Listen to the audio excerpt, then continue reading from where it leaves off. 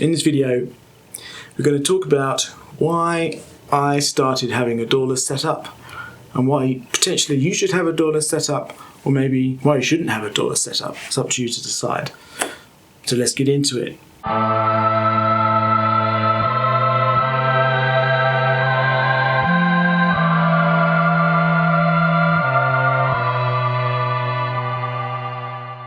Some of this may resonate with you, some of it may not, but I wanted to just take this opportunity to explain why I use DAWless, in case it inspires you or maybe even puts you off you doing the same thing. I guess first up, I wanted to talk about a little bit about my history, because that always helps, and then why that led me into getting this rig here. So probably like a lot of you, when I was in my sort of late teens and into my 20s, I was in a few bands, played guitar, sang, and had a good time. And through that I got into recording, went to university to do sound technology, dropped out after my second year, worked for a bit as a live sound engineer, and then sort of progressed on to other things, but I've continued to work on my music and my recording techniques that whole time. And as I got older and bands kind of dropped off, my interest in music always continued, especially my interest in sort of recording technology, and I built up a collection of microphones. And a few years ago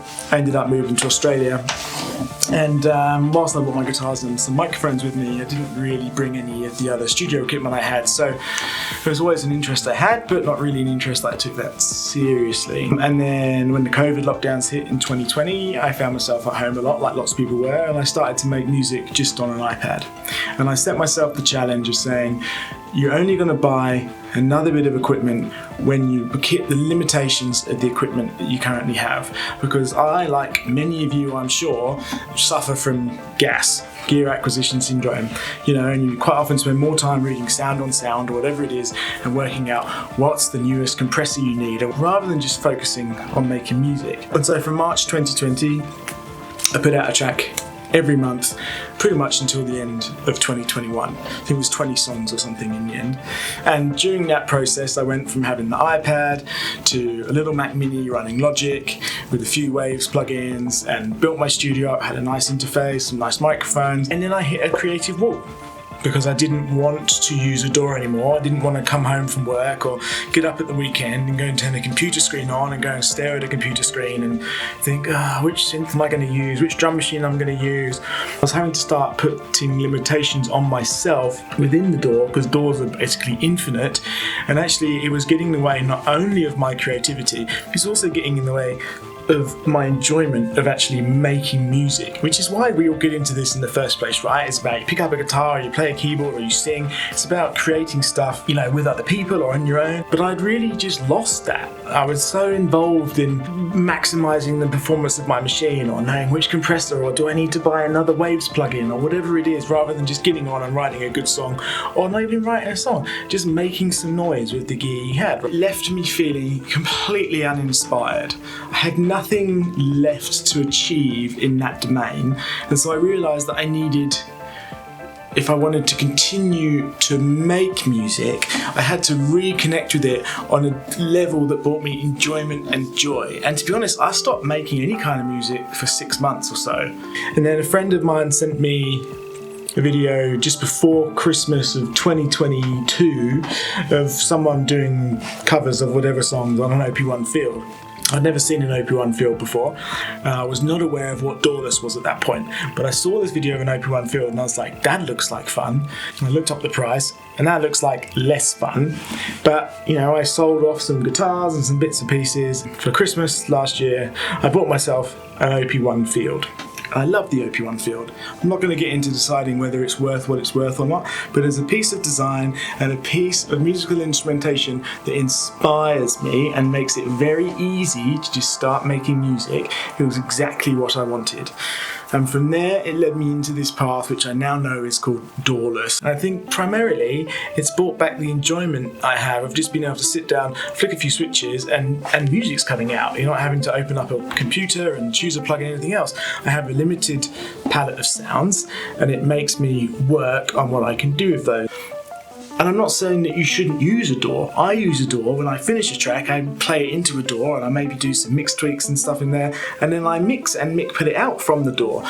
But I definitely don't create in the DAW anymore. The DAW is now a technical platform to achieve something better that I had created musically in something else. I think there's a certain element of DAWless which is like going back to how studios were in the day. Historically, if you wanted to make a song, you'd have to find a drummer or a guitarist or a bass player or whatever, but all the gear was separate and you patched it all in, and there was a certain idea of this sort of like mad engineer making it all work. And this is what DAWless is, you know. The whole thing is going, oh, you know, my setup, I've got a Mellotron, I can run the Mellotron out into my Poly D, run it through the filter section, out, through a like crazy reverb effect, back into the OP1 field, mess around with it in the OP1 field, and then play with that from there. Sample it back into the OP1 field, play it as a sample.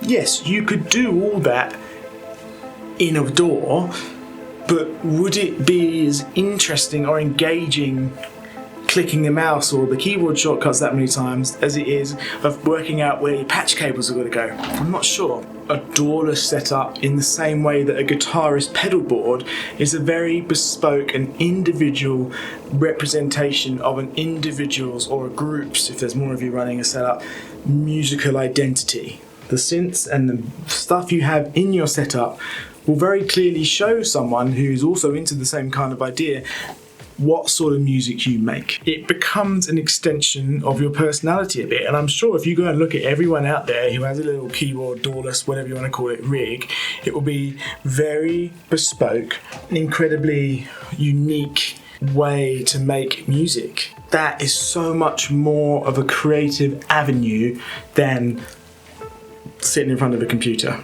Would I want to do all this and not have a computer at the end of it? No. It has its place. It is still a side table in my studio room. The main space is still the DAW. The side table is the synth and DAWless rig. I guess what I'm saying is, if you are lucky enough to have the resources to enable you to have a DAWless setup, then by all means do that. It's a great tool for enjoying music and for sparking creativity, which is why we do this. But if all you have is a laptop with GarageBand, then that's just as good. There's nothing special about DAWless, I don't think. It's just another way of making music that makes you focus more on the creativity of the music rather than how the technology is working.